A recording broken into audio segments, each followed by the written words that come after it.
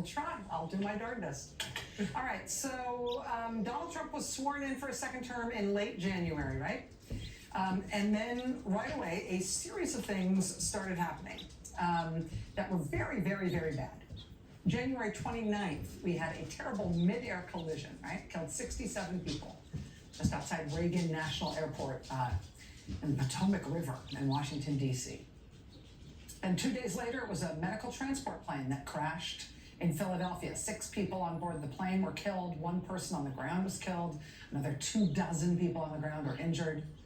Then 2 days after that, a United Airlines plane caught fire on the tarmac in Houston. Flames seen shooting out of the wing. 104 passengers and 5 crew members evacuated out of that plane. 3 days after that, it's a Japan Airlines plane that smashes into the tail of a Delta Airlines plane on the tarmac at SeaTac at the Seattle-Tacoma Airport. 2 days after that, they recover the wreckage of a small commercial plane that crashes in Alaska. All 10 people on board killed. 3 days after that, 1 person killed as 1 plane smashes into another at the airport in Scottsdale, Arizona. 5 days after that, 2 people killed in a small plane crash in Covington, Georgia. 4 days after that, 2 people killed when 2 planes collide midair at an airport just northwest of Tucson, Arizona. At this point, we're not yet 1 month into Donald Trump's second term, but it just keeps going. February 24th, a Delta flight from Atlanta is forced to turn around and have an emergency evacuation after the cabin fills up with some kind of smoke.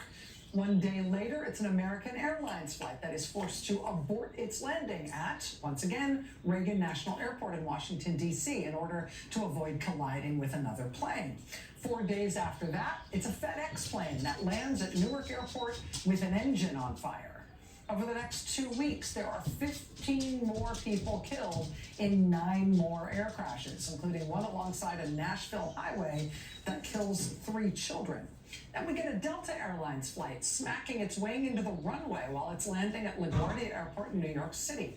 Then back again at Reagan National Airport in Washington. A Delta passenger plane is preparing to take off, and a military jet is preparing to land, and both of those aircraft receive emergency last-second instructions to divert in order to prevent yet another collision.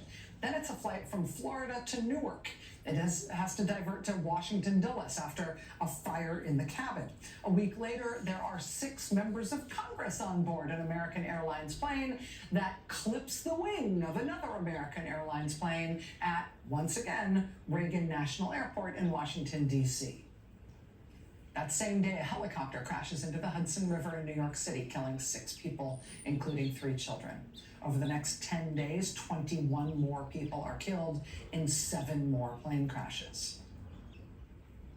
April 22nd, that thing you think never happens in real life, happens on the tarmac at Orlando Airport. Passengers have to evacuate down the slides, just like they show you in the emergency procedures thing that the flight attendants do.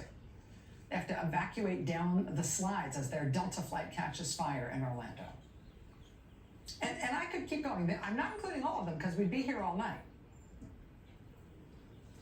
But perhaps you saw this weekend that, again, 2 passenger planes were forced to abort their landings the very last second to avoid a collision with a U.S. Army Black Hawk helicopter, again, at, once again, Reagan National Airport in Washington, D.C. The head of the FAA, the head of the Federal Aviation Administration, is a job that is not supposed to turn over with every new president. It's one of the jobs that has a 5-year term because it's a technocratic job. It needs stability. It's not a particularly political position. Except, now, before the election in September, Donald Trump's top campaign donor, Elon Musk, demanded publicly that the FAA administrator must resign. He needs to resign. At that point, the FAA administrator was only about a year into his 5-year term. There had been no major U.S. plane crashes in years and years and years. But under his leadership, the FAA had issued a few $100,000 fines against Elon Musk's company SpaceX. And so there's Elon Musk. He must resign. He must resign. A few weeks later, thanks in part to Elon Musk providing the largest political donation in the history of the United States, Elon Musk's candidate gets elected president, and that FAA administrator who Elon Musk had publicly hunted, he sees the writing on the wall and he resigns. And the new president, Donald Trump, doesn't even bother to name a replacement. He hasn't even bothered to put an acting official in the job of running the Federal Aviation Administration until after that mid-air collision over the Potomac. He has, however, picked the husband of one of his favorite Fox News hosts, a guy who was once a contestant on The Real World on MTV, a guy with no aviation or transportation experience whatsoever. He has picked him to be his Secretary of Transportation, a man who has never run anything large. And nothing against MTV at all, but it is possible this guy is in slightly over his head. He at least seems quite freaked out by the gravity of his job. We have an aging infrastructure around air traffic control. And so if we don't build a brand new system, there's going to be failures and people will lose their lives. People will lose their lives, says man with no experience at all who Donald Trump has put in charge of aviation safety in America. Transportation Secretary Sean Duffy said that at a cabinet meeting last week. And it was alarming. It sparked a bunch of headlines. It freaks people out when the Secretary of Transportation says people are going to die. When the guy says like that on camera at a cabinet meeting, people worry. But we now know that when he said that at that cabinet meeting on Wednesday, something really terrifying had just happened that he must have known about when he said that. But the Transportation Department at that point had not said anything about it publicly. Well, here's what we know now. That cabinet meeting where he said people are going to die, right? When he made that comment that freaked everybody out, that cabinet meeting was Wednesday last week. Something had happened on Monday of last week that we now know the details of. And you might have seen some of the news around this. You might have seen some headlines over the past few days about things being really snarled at the Newark airport in New Jersey. Hundreds of flights canceled, hundreds of flights delayed. And this isn't like a widespread thing, even though Newark is really close to at least 3 other major airports in New York and Philadelphia. Why is Newark Airport alone having hundreds of flights scratched and hundreds of flights delayed every day? In fact, we are 8 days in now to Newark having hundreds of flights canceled, hundreds of flights delayed every single day. 8 straight days of this, what's going on? And some of this is even worse and weirder. It's not just delays and cancellations. The biggest commercial airline at Newark Airport is United. United just ended 35 of its round-trip flights in and out of Newark. Those aren't just like canceled for a day or delayed for a day. United has announced they will no longer fly those round trips at all. What's going on? Well, something has just happened at Newark Airport. New York Times tonight, quote, air traffic controllers temporarily lost communication with planes at Newark Liberty International Airport last week. Quote, a spokesman for the National Air Traffic Controllers Association said that on April 28th, which is last Monday, controllers responsible for separating and sequencing aircraft in and out of Newark Airport temporarily lost radar and communications with the aircraft under their control and were, quote, unable to see, hear, or talk to those aircraft. Former head of the Air Traffic Controllers Association telling New York Magazine, quote, your only job as an air traffic controller is to prevent airplanes from colliding. Your number one tool to separate airplanes is talking to them via communication, via the frequencies. If those go out, you have no ability to talk to them, no real ability to discern exactly where these airplanes are. That is something that should not happen. But yet, it apparently did happen last Monday at Newark Airport. Bloomberg News reporting today, quote, when radar or radio frequencies stop working, there are no fail-safes, meaning controllers must simply wait for the system to come back online.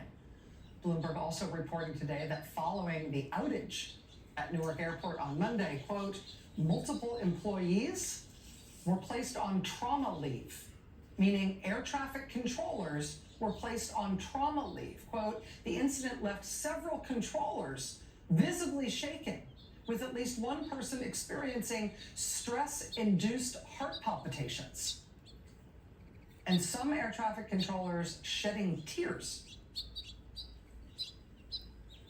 after this incident on Monday. NBC News reporter Tom Costello reporting this weekend that one air traffic controller who handles Newark Airport airspace told him, quote, it is not a safe situation for the flying public, and quote, don't fly into Newark. Avoid Newark at all costs. The air traffic controllers are having heart palpitations, breaking down in tears, and having to take trauma leave because of what is happening in the FAA. Air traffic controllers are sneaking word to reporters, it is not safe. How do we get a functional government back? Right? Air traffic controllers aren't just like a team or like a private company. That's the government, right? The whole air traffic control system is a government operation. We've got air traffic controllers losing contact, losing the ability to communicate or see any of the planes that they are actively in that moment controlling to try to stop them from smashing into one another. Just waiting until the systems come back up and hoping those planes have not hit each other while the systems were down, having no way of knowing. Breaking down in tears, having to go on trauma leave, and sneaking word to reporters that this is not safe. That's our government right now. We are the greatest nation on the planet and the most important economic and military and cultural power the modern world has ever known, and it is not close. But this is our government now, under these guys. I mean, this government must be working for someone, but it is not working to, I don't know, keep the planes in the sky. This was Washington, D.C. today. Senators and members of Congress and the former head of Social Security under President Biden, Martin O'Malley, rallying today in Washington, D.C. to try to defend Social Security from what Trump is doing to it. Specifically, these members of Congress and these senators today rallying to try to stop the confirmation tomorrow of Trump's nominee of a Doge guy to run Social Security. They know Congress would never allow them to take that money without a fight unless they turned enough of the public against Social Security. So how do they do that? By wrecking its reputation with big lies. Big lies like illegal immigrants get benefits. They don't. They're prohibited. Big lies like there's a zombie apocalypse. There's no zombie apocalypse. Dead people do not get Social Security benefits. Big lies like it's a Ponzi scheme. Poppycock. It's not a Ponzi scheme. Bitcoin might be, but not Social Security. Social Security's never missed a payment in 90 years. What we see in Frank Bizzinato is somebody who is a Doge crony. It's time this ends. We not only have to stop Social Security being cut, we have to expand it for the first time in more than 50 years.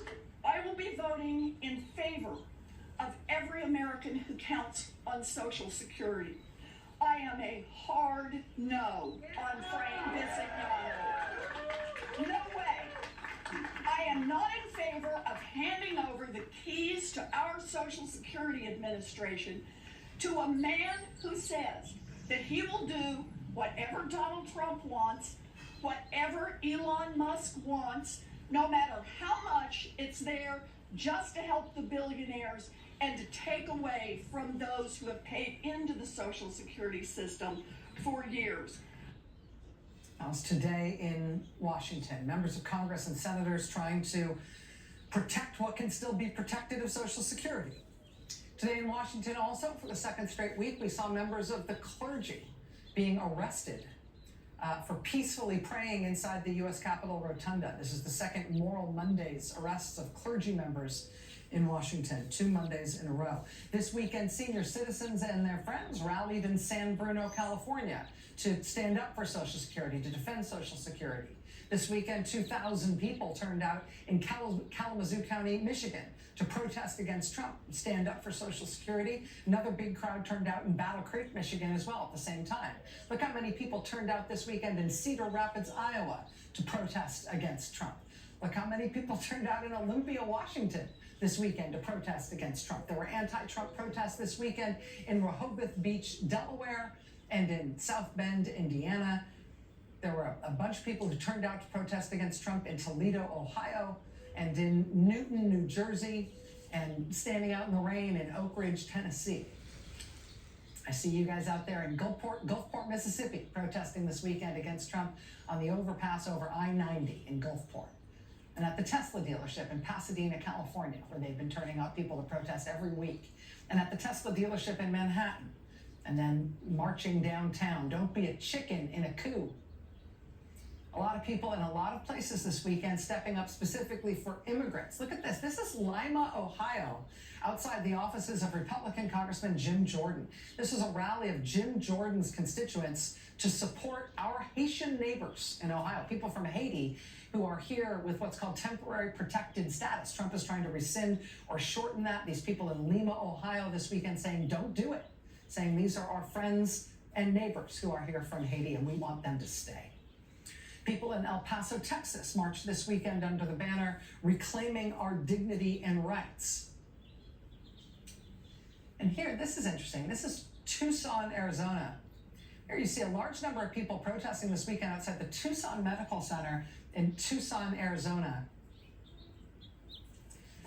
That's because Trump's immigration agents a few days ago took over part of the maternity ward in Tucson, because these are the wrong images. These are from a different, got the Tucson footage there? We'll recycle that through.